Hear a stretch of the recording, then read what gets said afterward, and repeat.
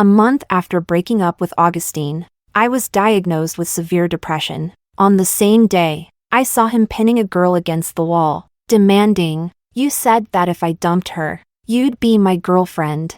The girl looked shy, but we're good buddies. That day, because of her stubbornness, Augustine punished her severely. As for me, I was out of my mind, and on the way home, I got into a car accident and died on the spot. When I opened my eyes again, I was back on the day Augustine confessed to me. That girl sat among a group of men, a provocative look on her face. "Augustine, hurry up and confess. Don't you like good girls?" Augustine gave her a meaningful glance and, out of spite, pulled me into his arms. "How about we be together?" I smiled sweetly. "Sure, but if you agree to be my boyfriend, no backing out." Chapter 1. In the lively KTV, a group of people were teasing us. We always thought August hated girls. Who knew he had a secret crush on Freya? Looks like even a stone heart can blossom. In the dark, Augustine sat across from me, his expression unreadable.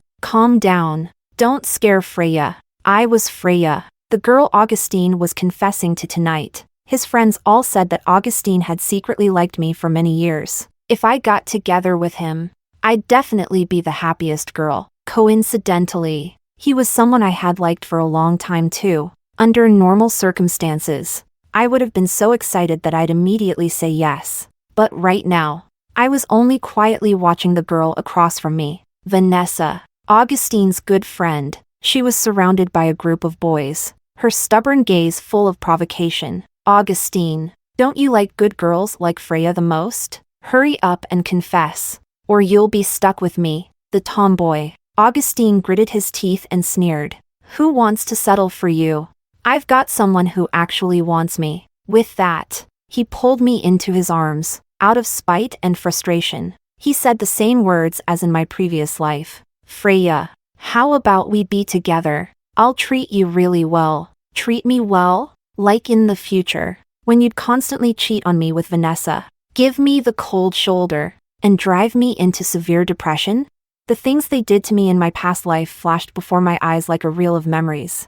I forced down the sarcasm that tugged at my lips and smiled sweetly as I said, "Sure, but if you agree to be my boyfriend, no backing out." Chapter 2. The party ended late at night. It was pouring rain outside. Everyone decided to stay at the hotel. Unlike in my previous life, this time I insisted on staying with Augustine. Vanessa smirked, a bit smug. "Augustine moves around a lot when he sleeps. It drove me crazy. Good thing you're taking over." I nodded politely. "Thanks for the warning." Vanessa was taken aback, pursed her lips, and fell silent out of frustration. Augustine pulled me close, smiling. "Freya, ignore her. There's a big difference between a girlfriend and a buddy." Vanessa shrugged it off and left nonchalantly. As soon as Augustine returned to the room, he headed straight to the bathroom for a shower. I stared at the rain outside, my mind drifting back to the day I died in my previous life. It was also a rainy day. By then,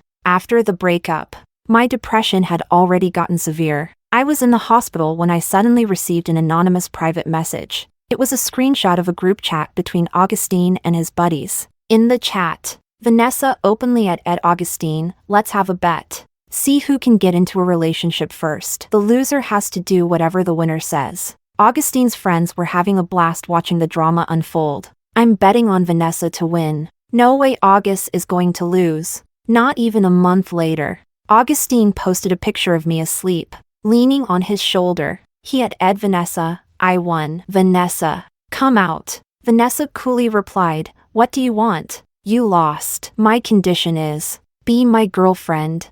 Holding my phone, I was already in tears. The emotional abuse and the mysterious breakup suddenly made sense. Turns out, I was just a wager in their twisted little game. That day, I rushed back to campus, desperate to confront them, but in front of the girls' dorm, I saw Augustine pinning Vanessa against the wall, gritting his teeth as he said, "You promised me that if I dumped Freya, you'd be my girlfriend." Vanessa looked embarrassed. "We're just buddies."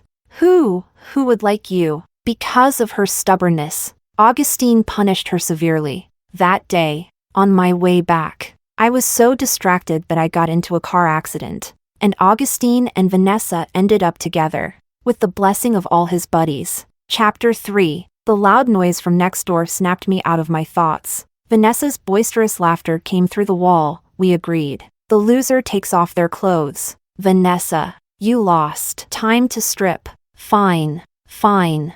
Who's afraid of who? Vanessa was getting rowdy with her brothers, probably playing some inappropriate game again. Suddenly, I was pushed down onto the bed. A husky voice whispered next to my ear. Freya, I want to kiss you. Augustine's wet hair was still dripping, and the veins on the back of his hands bulged with tension. I calmly looked into his eyes, which were clouded with jealousy, and smiled. Aren't you being a little too eager, Senior? I knew Augustine was about to lose it, because he couldn't have the one he wanted.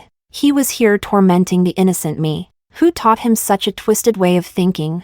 So I decided to fan the flames a little more. The crisp sound of a camera shutter woke Augustine up. He saw me holding my phone. His gaze darkened. Freya, what are you doing? On the screen was a photo of Augustine pinning me to the bed.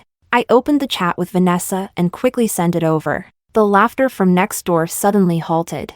Augustine's body stiffened, and he barked. Freya, are you crazy? I flinched, as if I were scared, my eyes welling up with tears. I'm sorry. I sent it to the wrong person. I just wanted to show off to my best friend.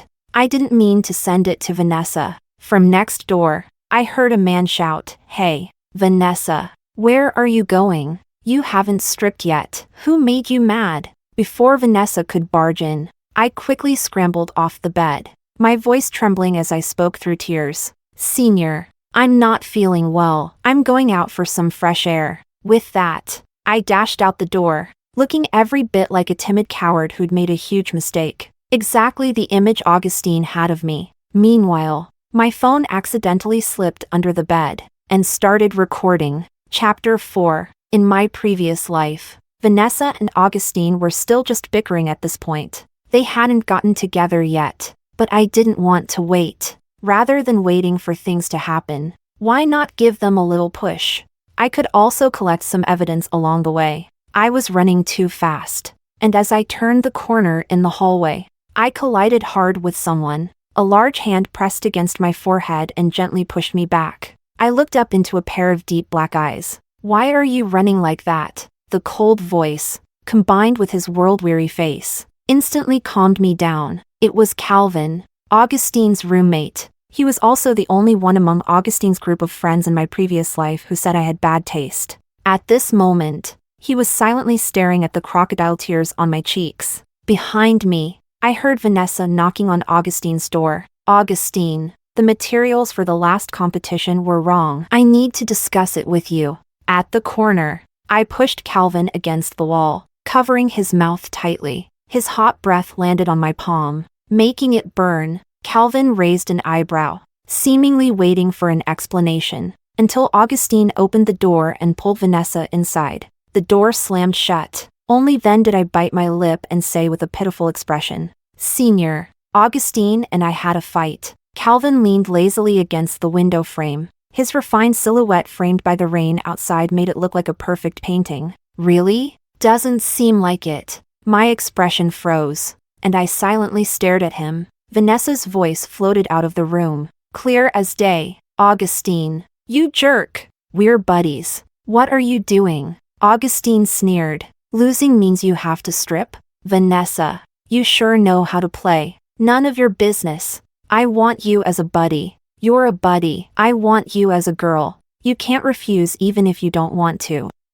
Vanessa, you really need to fix that stubborn streak. Vanessa's defiant tone gradually turned into a sob. In the end, it even sounded like she was pleading coquettishly. What if Freya comes back? So what? It's more thrilling if she's right outside. Calvin lowered his eyes and let out a scoff. You actually like this garbage? The rain outside continued to patter down. I slowly clenched my cold fingertips, smiling faintly as I replied. I used to like him a lot, but not anymore. Even though I was calm, the tremble in my voice gave away my emotions. In my past life, I followed my mom's advice, got into a good university, And if things had gone well, I would have had a serious relationship with someone I liked, found a stable job after graduation, and lived a peaceful and happy life. But because of this twisted love between those two, my life was ruined. It's disgusting. Suddenly, a shadow fell in front of me.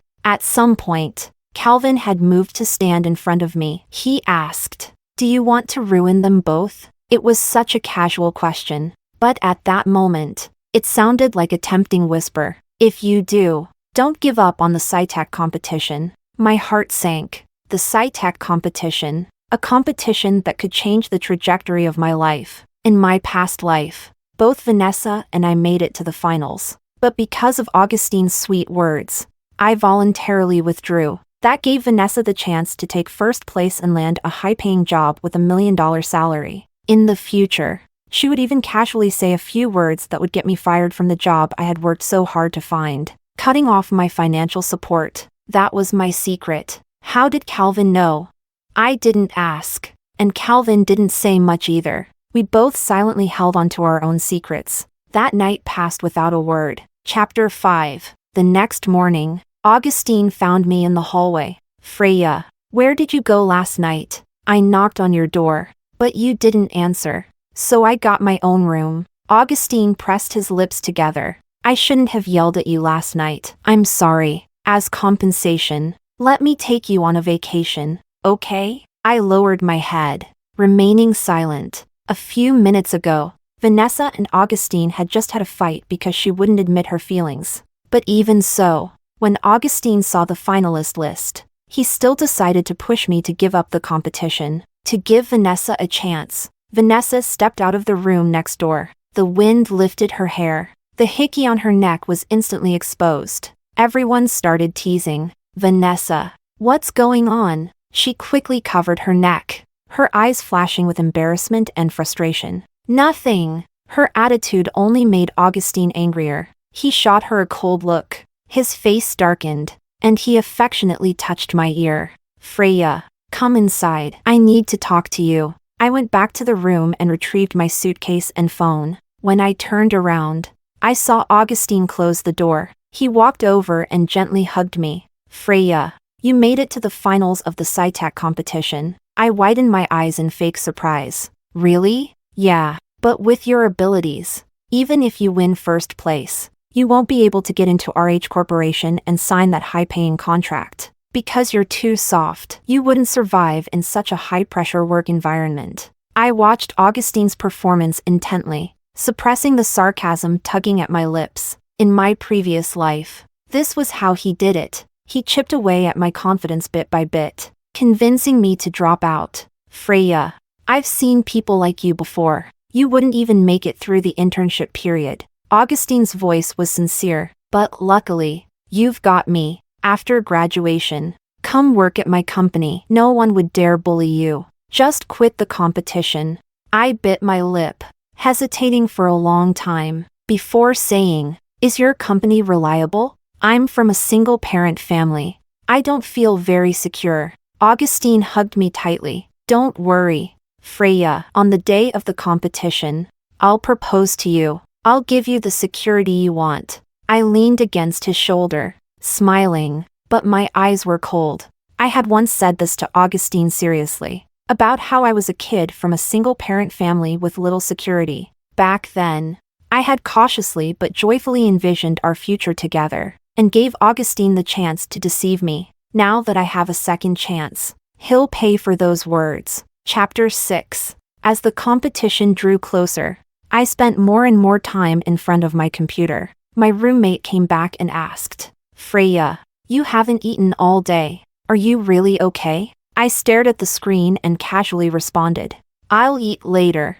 Right then, my phone lit up with a message from Augustine. "There's a concert tonight. I want you to come with me." Over the past week, Augustine kept finding excuses to take me out, wasting my time. I had managed to deal with it before, but today my stomach hurt, so I gave him a quick excuse and turned him down. My roommate said, "Augustine really cares about you. The whole school knows by now." I exited the chat with Augustine and didn't reply. Just then, Calvin called me. "Freya, come downstairs and eat." He had been away for a few days, competing at another school, and I hadn't expected him to come back so soon. I said, "My stomach hurts. I don't want to go. You can either come out yourself, or I'll come into your dorm and carry you out." A few minutes later, I was bundled up in my coat, pushing open the door to the dorm building. I felt like I was floating as I walked. "I told you I didn't want to eat." Calvin's face was dark as he reached out to touch my forehead. "You're sick. I go away for a conference, and you stop eating?" When Calvin was around, he'd always drag me to eat 3 meals a day. Even if Augustine called me out, I'd still come back to find Calvin forcing me to eat a late-night snack. I wanted to say something else, but suddenly I collapsed against Calvin. I lost consciousness. I fell into a dark, murky void. Voices arguing fiercely came from afar, muffled as if they were coming through cotton, flooding my ears. It felt like another lifetime. "Mr. Ma, Freya is dead." "What happened?" "Car accident." "Calvin, calm down." "I can't calm the down. Damn those 2 pieces of trash." "Do you like Freya? Why else would you avenge her if you didn't?" "You don't have to like someone to want justice. I just can't stand seeing good people get hurt." "Freya, I think I like you." "Freya, I'm coming to find you." Chapter 7. I woke up suddenly, in the quiet hospital room. The ticking of machines occasionally broke the silence. Calvin was sitting on the couch, his head down, seemingly asleep. I carefully observed Calvin.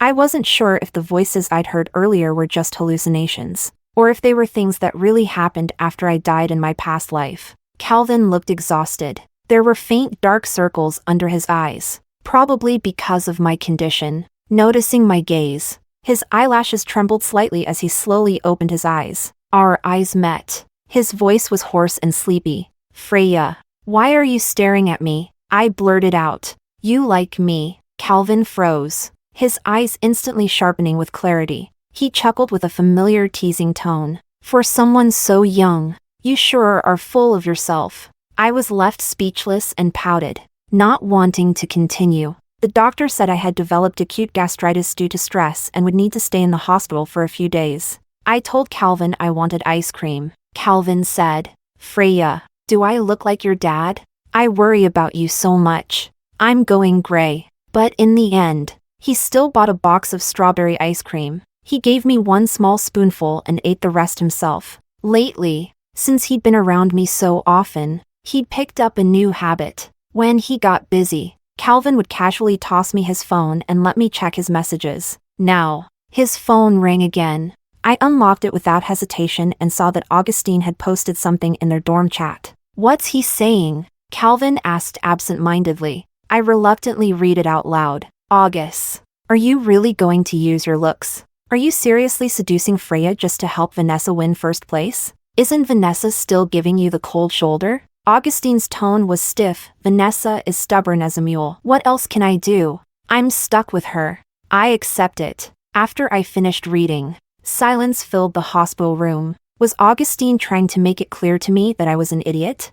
The dim light from the computer illuminated Calvin's chiseled features. He looked really good. I don't know what's going on. Ever since I woke up, whenever I looked at Calvin, my heart would start racing. I suddenly spoke softly. "Senior, it hurts." Calvin lifted his eyes, his dark gaze holding an unreadable emotion. "What hurts?" "My stomach." His expression tightened as he closed his computer and walked over. As he approached, he seemed to understand the look in my eyes. I grinned. "And you say you don't like me?" Calvin hesitated for a moment. Then a dangerous smile spread across his face. "Serves you right. Maybe it's better if you suffer. You even got me medicine."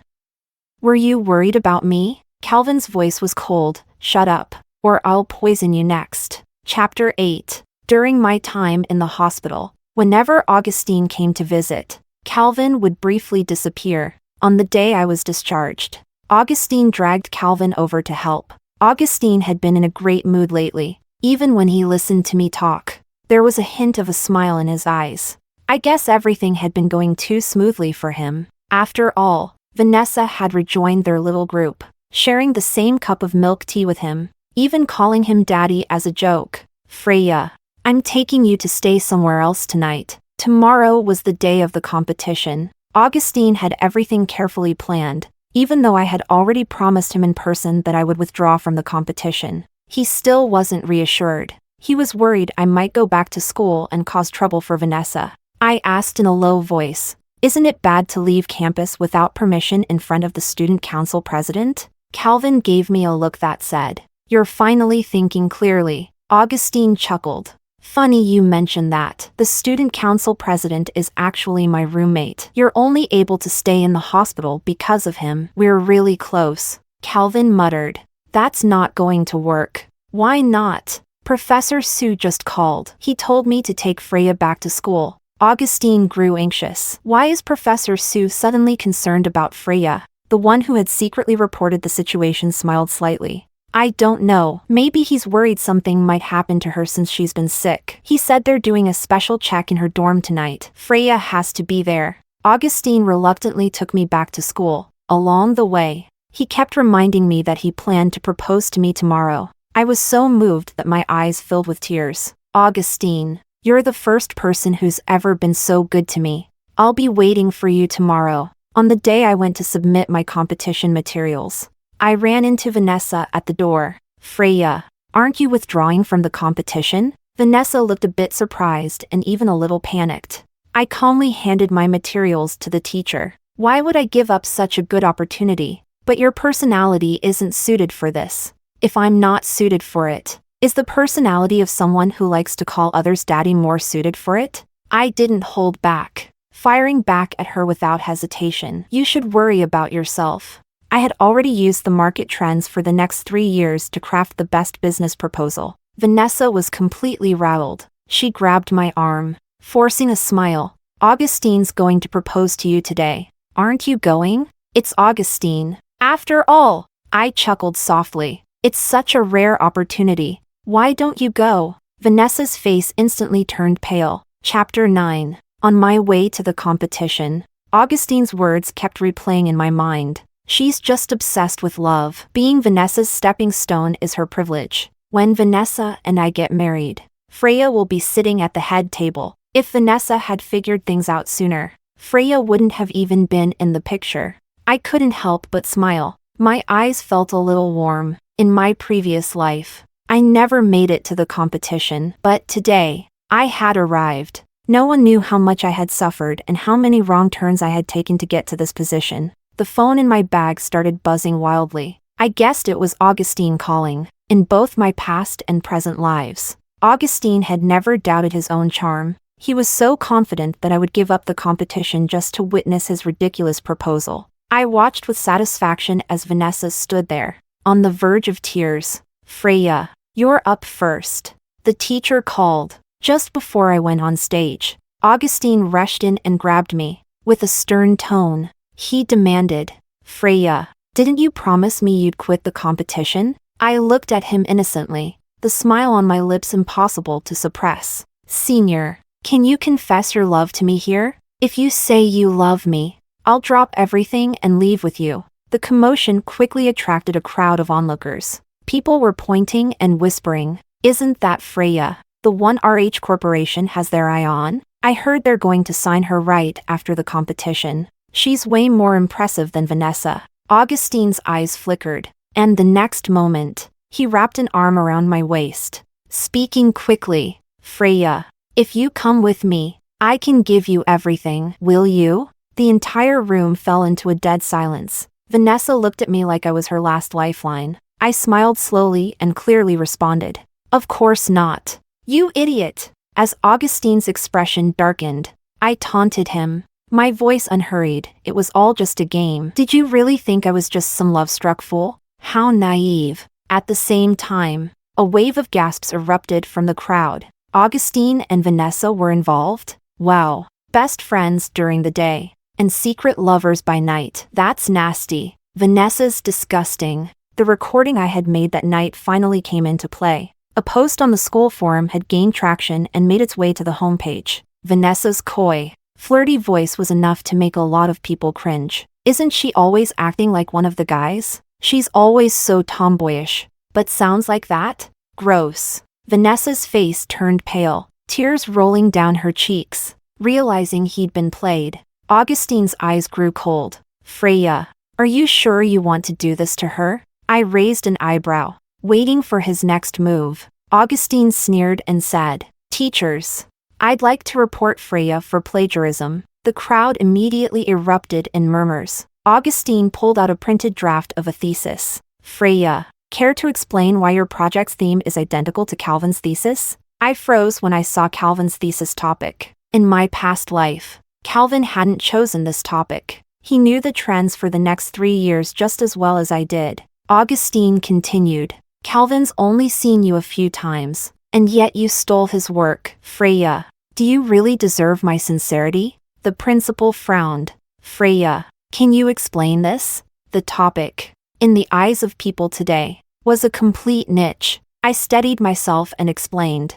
"Principal, the fact that we have the same topic doesn't mean I plagiarized. Stop making excuses. Without Calvin, could you have come up with this?" The principal, growing impatient, waved his hand. "Let's not delay the competition. Freya is disqualified." With that simple command, the staff removed my materials and threw them in the trash. I let out a laugh. It was like reliving my past life, being accused of plagiarism by Vanessa and losing my job. They had the numbers and the power. A few words from them, and the truth was turned upside down. The teachers and students in the audience started whispering, "I thought she was so amazing, but now I don't know. Exposing your boyfriend with a recording? She can't be a good person." Suddenly, Vanessa gasped, "Aw.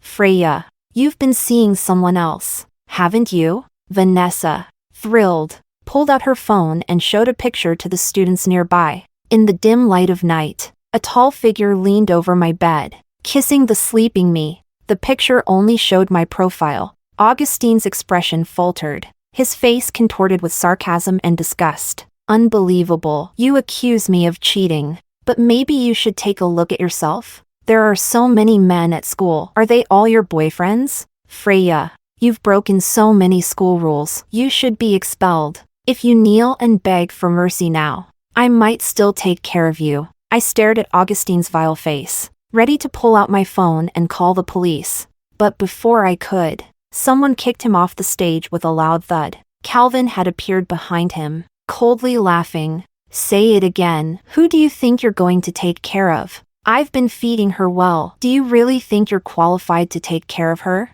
You broke piece of trash?" Calvin's sudden appearance sent the room into stunned silence. The principal was speechless. "Calvin, weren't you supposed to be at another school?" Calvin glanced at Augustine with disdain. "I heard someone was shamelessly bullying a student. As student council president, I had to come back and make things right." Augustine frowned. "Calvin, she plagiarized your thesis. I'm standing up for you. And you're kicking me?" Calvin's face was cold. "Who said she plagiarized? I copied her. Is that not allowed?" Augustine froze, finally realizing something was off. "Bro, did she brainwash you?" He was furious, waving the photo around. "She's morally corrupt. Men are all over her." Calvin lazily glanced at the photo. "That's me, you idiot." Everyone was stunned. Calvin took the picture, smiling coldly. "It's hard enough being a little perverted, and now you've gone and caught me in the act. Do you have a death wish?" Augustine's face turned pale as though all the blood had drained from his body. "No, you wouldn't." The principal chimed in nervously. "Calvin, you're a good student. Don't let emotions cloud your judgment." Calvin raised his eyebrows lazily, his voice cold. "Sorry, principal, but this good student here just likes sneaking around and acting shady, even knowing Freya has a boyfriend. I went ahead and pursued her. Sorry to disappoint you."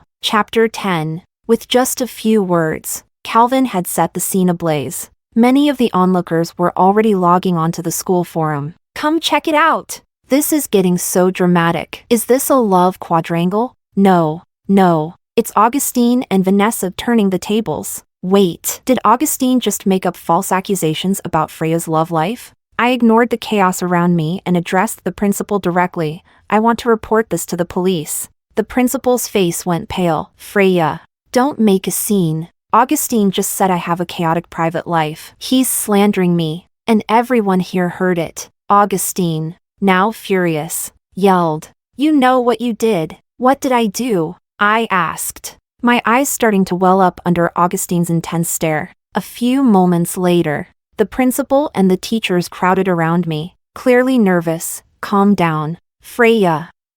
Don't blow this out of proportion, please. Put down the phone." I looked like I had been wronged beyond belief. Augustine is so sure that my private life is messy, which means he must have seen me with someone, since I have no memory of this. I have reason to suspect that someone violated me while I was unconscious. I want to report this to the police. Augustine is my witness. Augustine's face turned incredibly dark. Vanessa was too scared to speak. It was at that moment that everyone realized the gravity of the situation. Calvin, unfazed by the chaos, casually added, "Yeah, this sounds serious. You should call the police." The situation ended with Augustine being suspended from school. A few days later, the competition went off without a hitch. I won first place, defeating Vanessa with an overwhelming advantage. RH Corporation immediately extended an olive branch to me. "Ms. Lin, you're a very creative individual. Would you consider joining our company after graduation?" If this had been right after my rebirth, I would have signed the contract without hesitation. But now, I declined. "May I ask why?" they asked. I smiled and replied, "Someone else offered me a more tempting deal." That person was Augustine's older brother, Bruno. He traded Augustine's future for my insights into the market trends of the next 3 years. I had no reason to refuse. After the competition, Calvin and I walked side by side along the tree-lined path. The warm spring breeze swept across our shoulders. I thought about the photo. After a moment of hesitation, I finally asked, "Why did you kiss me in secret?" Calvin's eyes were hidden in the dappled light and shadow, making it hard to read his expression. "You already know the answer, don't you?" "Because I like you. I have since the last lifetime." Chapter 11. The first time Calvin saw Freya was on a sweltering summer afternoon. "Calvin, did you know Augustine has a girlfriend now?" Calvin had just finished attending an academic lecture when he saw Augustine's girlfriend. She was wearing a faded old dress, sitting quietly in a corner of the KTV. She looked out of place, awkward under the teasing of everyone around her. A poor student. Freya. Calvin knew her. Every month, the financial aid for poor students had to be approved by him. He'd seen Freya's face countless times. Freya wanted to say hello to him. Calvin replied indifferently, "She looks obedient enough, but her taste in men isn't great." He hoped Freya understood the implication. Augustine wasn't a good person. If someone asked Calvin what kind of person he hated most, he would say he despised people obsessed with romance. Freya's existence was practically dancing on his landmine. He couldn't understand how someone would skip meals and save up money just to spend it on a man. Augustine didn't even need the money. When Calvin said this, one of the students who came to collect financial aid said, "Freya isn't just a lovesick fool. She's just a kind person who's good to everyone. If you were in trouble, she'd help you too." Calvin thought. Then that makes her a martyr. Because of a casual joke Augustine made, Freya seriously started saving money for him. She had no idea that a single pair of Augustine's shoes cost tens of thousands. She didn't know that the boys she liked mocked her behind her back, calling her an ignorant fool. Calvin was furious. So when Freya came looking for Augustine, he rudely asked her, "Hey, I can't afford to eat. Can you lend me some money?" Freya was so frightened she shrank back and handed him a banknote. She thought he was robbing her. From that day on, Calvin started using his own money to send extra financial aid to Freya. In the name of the school, Freya's living allowance increased. But she didn't gain any weight. She was still as skinny as a kite that could be blown away at any moment. In the second semester of their 3rd year, Calvin was preparing to go abroad as an exchange student. Before he left, Calvin specifically asked someone to check on Freya. The person said, "She's doing fine. No major issues. Her relationship with Augustine is stable, but she donated all that extra living allowance." Calvin asked, "Donated to where?" "To poor girls in remote areas, and to some female students who couldn't afford tuition." Calvin couldn't even get mad anymore. "You had to admit, Some people in this world just wanted to shine on everyone else. Even when they could barely take care of themselves, they still wanted to light the way for others. Before Calvin left, he instructed someone to transfer money to her account regularly, and then he was gone for 2 years. Life abroad was chaotic, and he barely had time for himself. Occasionally, he made a phone call back. He heard that Freya had passed her graduation defense. She had signed a decent job offer, and she hadn't broken up with Augustine. It sounded like Freya's life was peaceful, so much so that any interruption from him would have been unwelcome. When Calvin finally returned, it was to take over the family business as the heir. At the welcome back banquet, Augustine and Vanessa were now a couple. After a brief moment of surprise, Calvin suddenly thought of someone. He asked, almost without realizing it, "Where's Freya?" Vanessa pouted disdainfully. "Oh, her mental state's a bit off. She's in the hospital." "What do you mean, off?" "Depression." Vanessa laughed, like it was some kind of joke. She doubled over, laughing so hard she almost couldn't breathe. She got depressed over a relationship. Kids from poor families just can't handle things. Seeing his expression darken, the welcome banquet didn't last long. The moment Calvin stepped outside, he made a phone call. "What's wrong with Freya? Why didn't anyone tell me she had depression?" The voice on the other end was bitter. "Mr. Ma, Freya was dumped by Augustine. I couldn't exactly force Augustine to take her back. Besides, you didn't ask me to report this kind of thing." "Oh, and she was fired from her job last month." Calvin, uncharacteristically, lost his temper and shouted into the phone. "Then find her another job. She's hospitalized. She can't work." Calvin angrily hung up the phone. He cursed at the empty air. Serves her right. If Freya had half a brain, she would have kicked Augustine to the curb. How could she let herself be treated like this? Calvin felt stifled. He couldn't understand why Freya would get depressed. He consulted a psychologist. The psychologist said, "Mr. Ma, are you familiar with the concept of boiling a frog in warm water? Over the course of 3 years, someone could slowly deceive a healthy person into boiling water. Even if she wanted to escape now, it's already too late. Her depression isn't just psychological. Her body is sick as well." In other words, Augustine and Vanessa must have subjected Freya to long-term emotional abuse. Calvin had no idea. All he could do was find the best doctors for Freya. He was afraid his presence would remind Freya of Augustine, so he didn't even dare to visit her. The fact that Vanessa and Augustine were together caused quite a stir. Every now and then, Calvin would get invited to gatherings, and without fail, Augustine and Vanessa would flaunt their relationship at those gatherings. Augustine would boast that he had secretly liked Vanessa for 4 years. 4 years.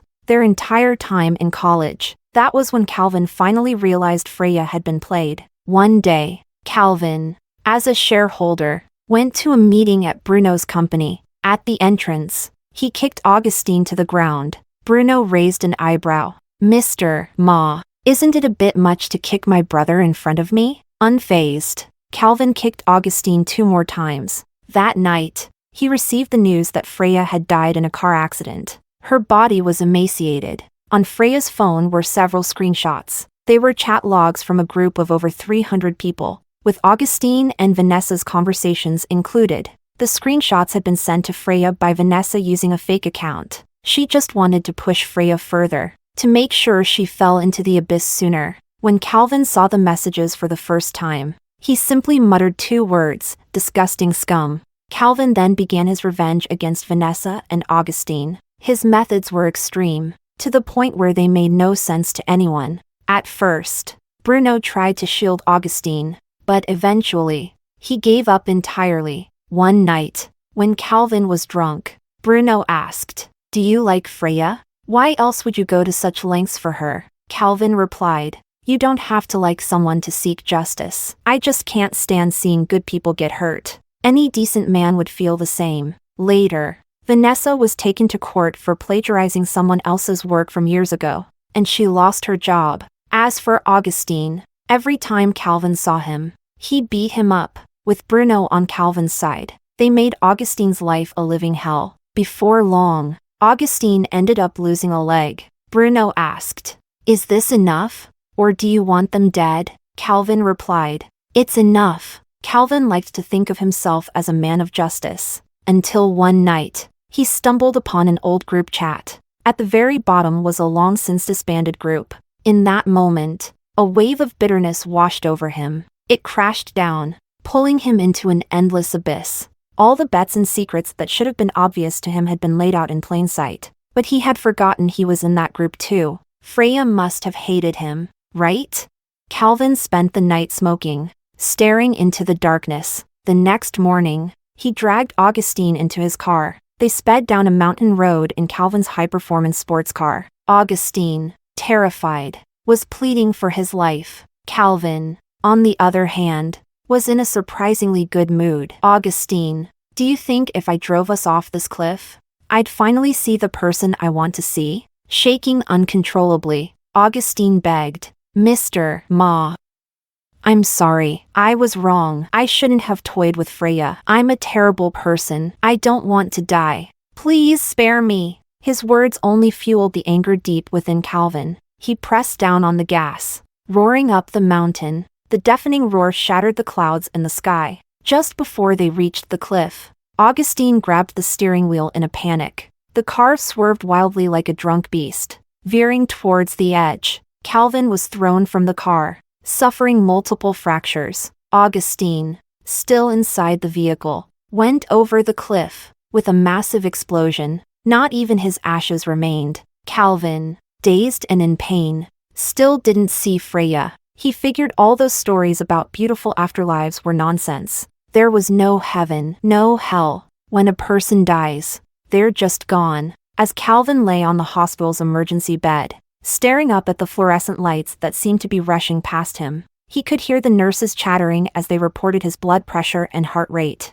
Through the reflection in the nurse's watch, which hung around her neck, he saw a familiar sticker. It was the same sticker Freya had loved so much. In a daze, he lifted his hand and grabbed the nurse's arm, asking, Do you know Freya? The nurse smiled and replied, She was my sponsor. The words save lives and heal the wounded on her badge blurred in his vision, making his head spin. The nurse's gaze was as clear as Freya's once was. Lie still. Let me save you. Chapter 12. Hey, Calvin. I waved my hand in front of his face. What are you thinking about? Ever since he had randomly confessed his feelings to me, Calvin seemed lost in thought. He snapped back to reality, staring at me for a moment before saying, I'm thinking about whether or not you'll hit me if I kiss you right now. I stared at him in silence. Calvin swallowed, then suddenly grabbed my wrists and pinned them behind my back as he leaned down to kiss me. His kisses were rough and forceful. It hurt enough to make me frown. He wouldn't let me escape. The spring breeze swirled around us, playful and gentle, just like the way my heart was leaping. It wasn't until much later that Calvin reluctantly let me go. Freya, want to go grab something to eat? I suddenly had a strange feeling. It seemed like Calvin had an unusual obsession with having meals together. The thing he said to me the most was, make sure to eat well. Over the next few days, I became a popular figure on campus. Everywhere I went, people greeted me. I even got selected as one of the school's outstanding individuals of the year and was invited to give an interview. Freya, Vanessa's been spreading rumors that you only won the competition because Calvin helped you. My roommate pushed a forum post in front of me, exposing the truth behind Freya's victory. Thanks to Vanessa's rumors, a lot of people believed it. Do you even know what it means to create an image? There's no way an ordinary person could take first place. Let me tell you, if any of the girls here can get Calvin, they'll get first place. It's not like us guys. We have no one to rely on. I'm still Team Vanessa. My roommate was furious. You didn't even know Calvin when you finished your first draft. These people just can't stand seeing a woman succeed. I ran into Vanessa in the school building. As usual, she was as careless as ever. Freya, you'll lose eventually if you keep getting involved with boys romantically. You should learn from me. Treat boys like brothers. When you enter the real world, you'll have more opportunities. So, I guess I'm not really losing. Ha ha. I looked at her calmly. Sure, keep it up, senior. Then, I turned around and reported the whole matter to the school. Because of her slander, Vanessa was summoned for a meeting with the school authorities. After all, the SciTech competition was one of the city's most prestigious projects. Her reckless remarks online had damaged the school's reputation. Vanessa tried to get help from the boys. "Didn't you guys say you supported me? Freya must have used some underhanded methods. If we work together to resist her, we can definitely succeed." The boys all avoided eye contact. Vanessa lost her temper. "You bunch of ungrateful traitors." One of the guys scoffed impatiently. "Did you really think you were one of the boys? We didn't pass up a free opportunity when it came knocking. Besides, your waist really is pretty soft." Vanessa froze on the spot.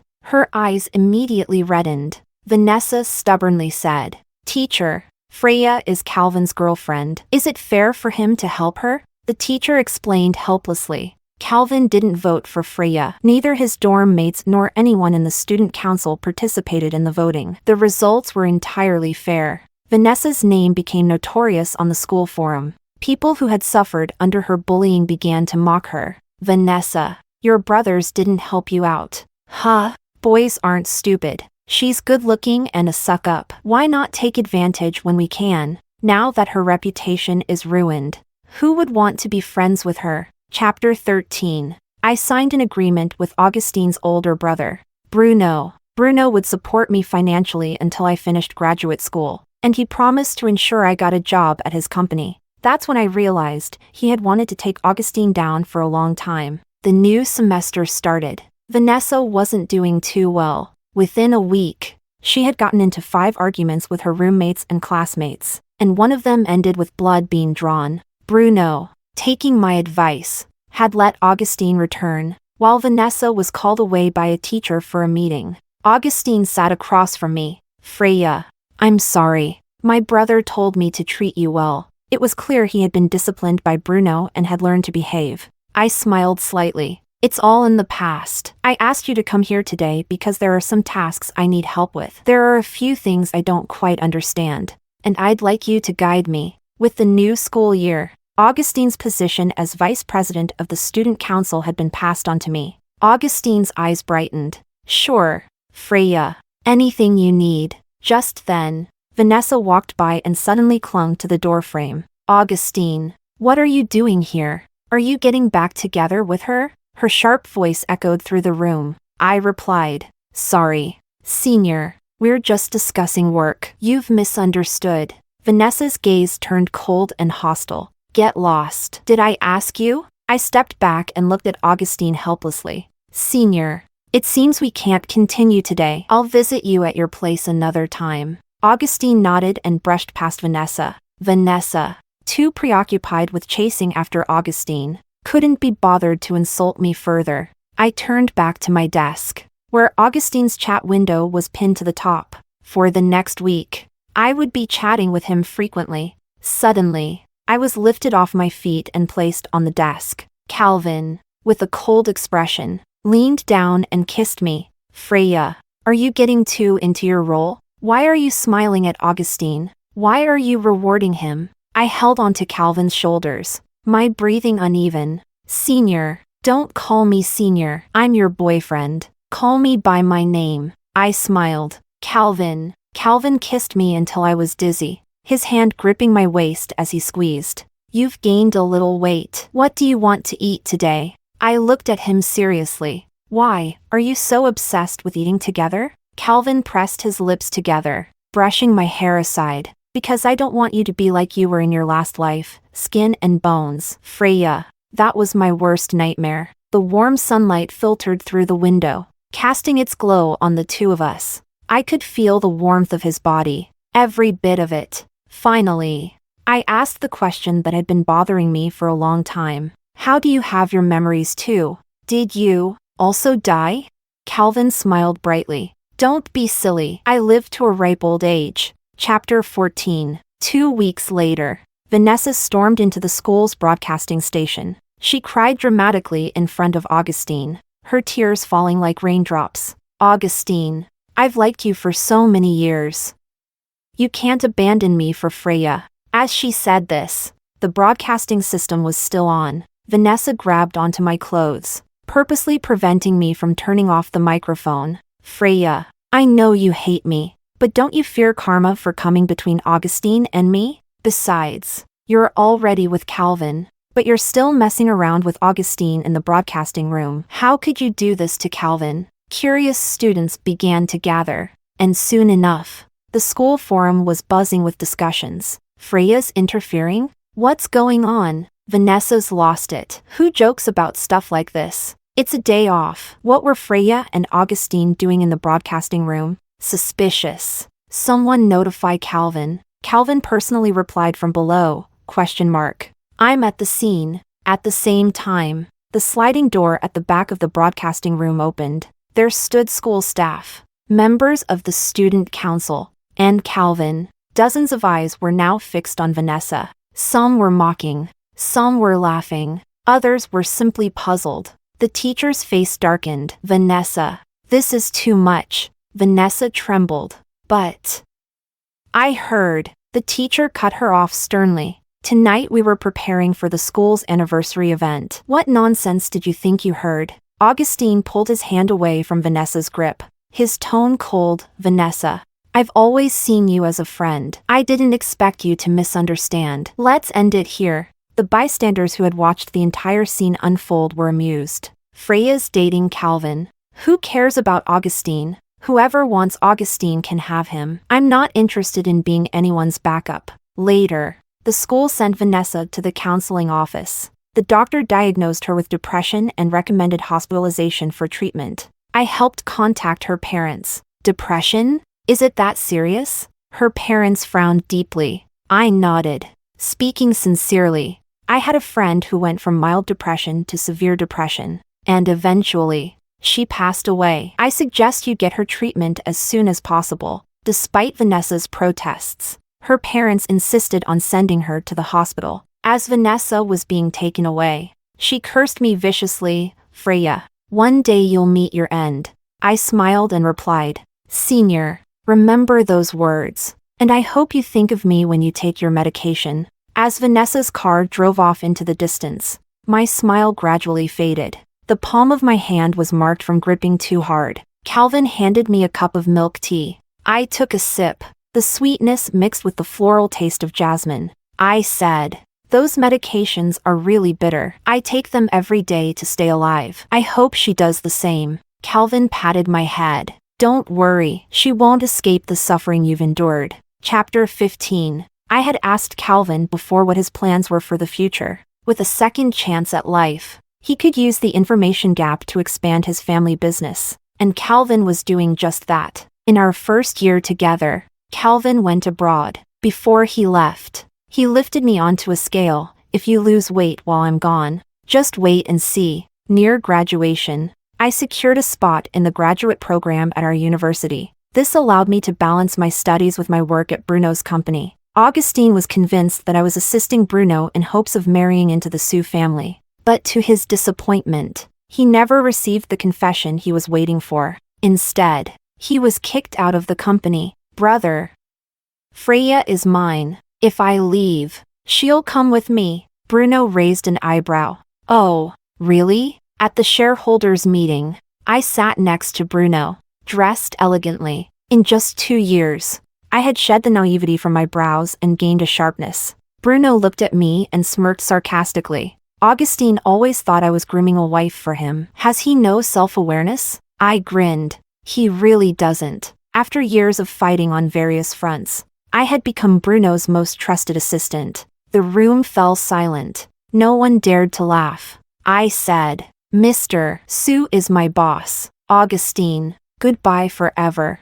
This time, Calvin stayed abroad for a full 5 years. The first collaboration between the Ma and Sue families was a project I handled. Because we accurately predicted market risks, the collaboration hit the domestic market like a bombshell in its first year. Both families' stocks soared. In August, the heir of the Ma family returned to the country. As the project's partner, I was in charge of his welcome reception. On the airport's big screen, the day's news was still rolling. In recent years, the number of people suffering from depression has significantly increased. Yesterday, a top student from a university took their own life. They had been suffering from severe depression. Experts urge the public to pay more attention to mental health. I stared at the news, feeling a brief moment of disorientation. In that previous world, the person in the headline would have been me. Freya. Long time no see. Someone stood in front of me. The midday sun streamed through the airport's glass windows. The light scattered like shattered glass. I looked up and met a pair of dark, intense eyes. The 5 years had worn away Calvin's sharpness and rebelliousness. Now, he exuded steadiness. Calvin extended his hand toward me. Let me see if you've lost weight. I slowly smiled and affectionately took his hand. Together, we walked through the kaleidoscope of light toward the airport doors. Time passed. Worlds overlapped. This time, Freya survived her difficult 23rd year, and Calvin, who was supposed to die in the hospital, now stood beside her.